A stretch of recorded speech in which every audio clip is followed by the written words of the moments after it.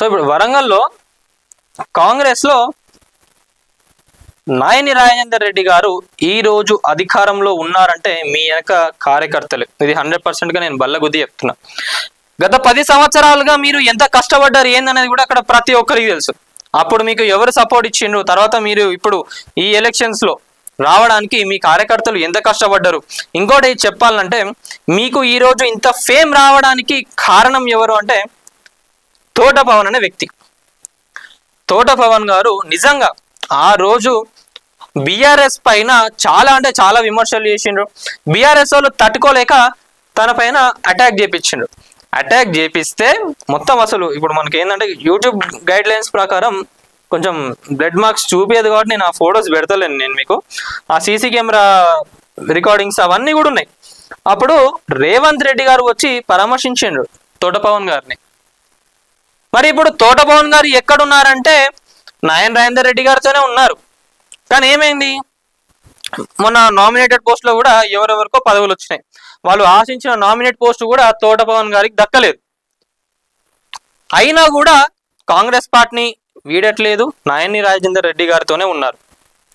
ఇట్లాంటి వాళ్ళను ఎప్పుడైనా కూడా పక్కన పెట్టుకొని ఇంకా మీరు వాళ్ళకి మేలు చేస్తే వాళ్ళు కూడా మీకు ఇంకెంతో సహకారం చేస్తారు. వాళ్ళు చేయరనట్లేదుగా, చేస్తున్నారు వాళ్ళు మీకు కూడా.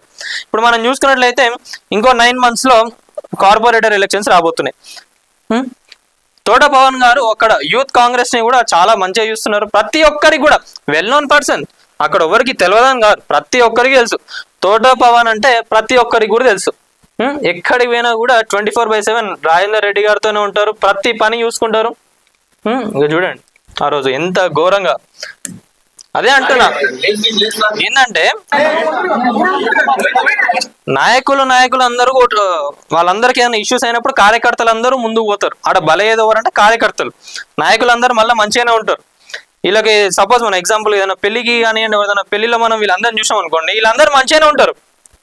నాయకులు వీళ్ళందరూ ఏంటంటే కల్చర్ మంచిగా వాళ్ళ పార్టీకి ఏం సంబంధం లేకుండా ఫోటోలు దిగుతారు.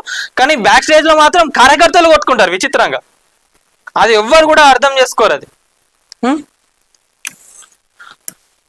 సో ఇట్లాంటి వాళ్ళకి నిజంగా తోట పవన్ లాంటి అనే వ్యక్తికి ఇప్పుడు మనం యంగ్స్టర్స్ ని కూడా ఇంకా ముందుకు తీసుకురావాలి.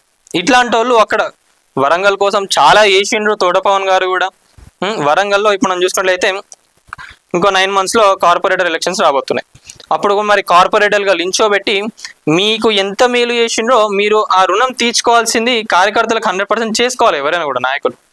తోట పవన్ గారిని కార్పొరేటర్గా లించోబెట్టి మేయర్ పదవి ఇచ్చేటందుకు కూడా ఆశిస్తున్నారని చెప్పి చెప్పడం జరుగుతున్నది. మరి ఇది చేసుకుంటే కనుక అక్కడ నాయని రాజేందర్ రెడ్డి గారు కూడా కార్యకర్తలను కాపాడుకున్న వ్యక్తి అవుతారు. పార్టీ కూడా నామినేటెడ్ పోస్ట్ అంటూ అట్లా ఏమీ చేయలేదు. మరి ఇట్లాంటి కార్యకర్తలను కాపాడుకోవాలి కదా. నిజంగా ఎవరైనా కూడా ప్రాణాల మీదకైతే తెచ్చుకోరు కదా.